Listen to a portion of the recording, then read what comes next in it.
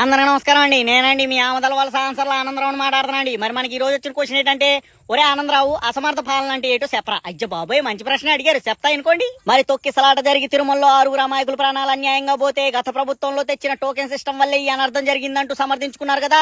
మరి గత 5 ఏళ్లలో ఏనాడు జరగని తొక్కిసలాట తమ పాలనలోనే జరిగిందంటే దాన్నే అసమర్థ పాలన అంటారండి. ఇక ఓ ఎడ్యుకేషన్ మినిస్టర్ అంటూ గొప్పగా చెప్పుకోవటం పోయి ఓ రెడ్ బుక్ రాజ్యాంగ నిర్మాతగా పేరు పొందుతూ అదేదో గొప్ప బిరుదులా ఫీల్ అయిపోయి ఐబీ సిలబస్లు కలిగిన పుస్తకాలు పిల్లల చేతిలో పెట్టడం మానేసి బాగా ప్రతీకారాలంటూ ఓ బుక్ లో పేర్లు రాసుకొని వాళ్ళపై కేసులు బరాయించి పైశాచిక ఆనందాలు పొందుతున్నారు కదా.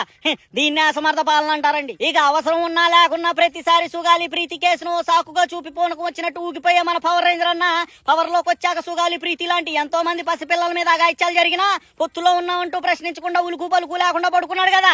దాన్నే అసమర్థ పాలన అంటారండి. ఇక ఓ ఆడబిడ్డ ఉండి పైగా హోమ్ మినిస్టర్ అయ్యండి మరో ఆడబిడ్డకి అన్యాయం జరిగి స్పందించమంటే ఏం చేయమంటారు? లాఠీ అట్టుకుని రోడ్లెక్కి రోడ్స్ చేయమంటారా అని రెక్లెస్ గా కామెంట్స్ చేశారు కదా.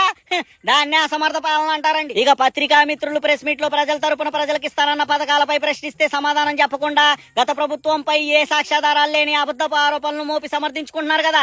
దీన్నే అసమర్థ పాలన అంటారండి. ఇక ఇప్పుడు అసమర్థ పాలన అంటే ఏంటో, అది ఎవరి ప్రభుత్వంలో జరుగుతుందో మీకు అవగాహన వచ్చినట్టే కదండి. ఉంటాండి మరి.